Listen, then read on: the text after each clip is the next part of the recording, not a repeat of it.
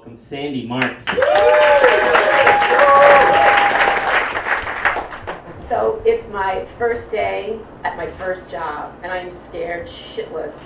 I'm sitting in the reception area at J. Michael Bloom, which was this huge popular talent agency at the time, and I was a ridiculously scruffy kid living this incredibly sheltered life, growing up in my little shtetl in Queens. I was a hot mess. I was sitting there in my casual separates from Ann Taylor, thinking I looked like business casual, ready to go, and I was a mess. And I had very little experience in the real world, with the exception of a couple years at NYU, where I really didn't fit in because I graduated college with a 700, well actually high school, with 740 combined on my SATs. So it wasn't exactly a brain trust. And I then wanted to be a dancer and an actress, so I kind of kicked around for a while, but I was kind of a mediocre in most ways kind of girl. But I thought, okay, this is it. I'm going to learn how to be an assistant. I'm going to be working in a talent agency, and this will be my big day. So I'm sitting in reception. I'm so nervous. And out walks my boss, Stephen, who is a vision of stunningness. He's tall, with this premature mop of gray hair and a little brush of a mustache to match. And he was wearing an ecru suit with a matching tie and buckskin. He was magnificent. And he led me back there. He could have led me down into hell. At that moment, I would have gone anywhere with Stephen. He had these big blue marble eyes, magnificent. So we go into the office, and he's telling me how to use the telephone and how to use the copy machine. I'm not hearing anything. I am in the presence of greatness.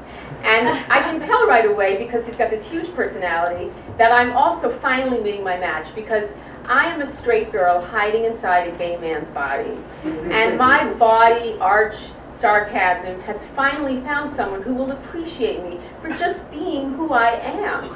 And I want him to be my friend, and I want him to like me. And Stephen is one of those people who has a million friends, so I know I will be lucky if I am included. So as time passes, he teaches me how to speak on the phone with casting directors, how to scout for good talent, and more importantly, how to saute soft-shell crabs, and what to wear at a cocktail party when it's business, and where the greatest sample sales were.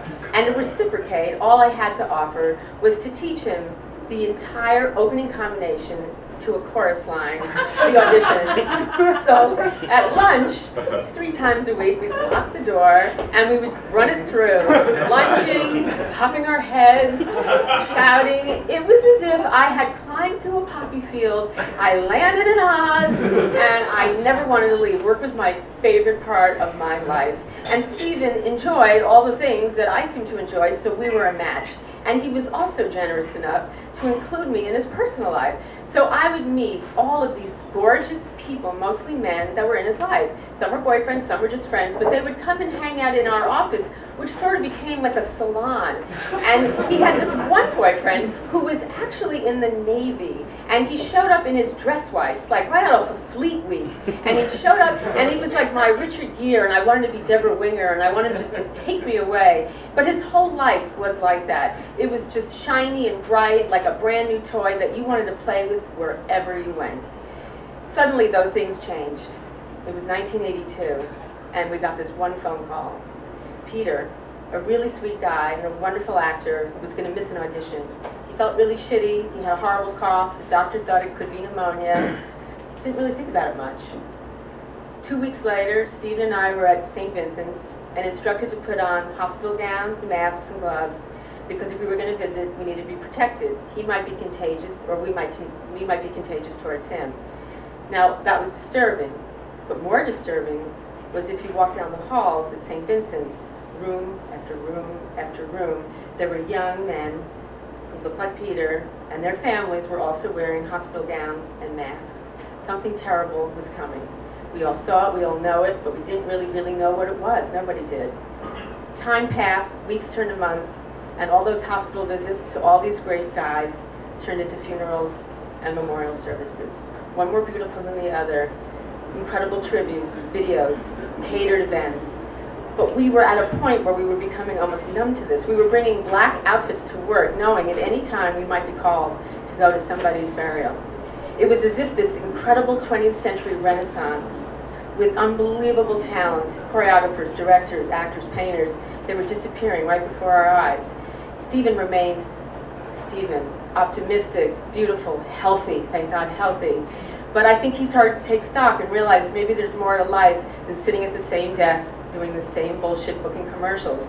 So he had the good sense, because of his talents, to become an incredible motivational speaker, and he worked in large corporations helping people get on track.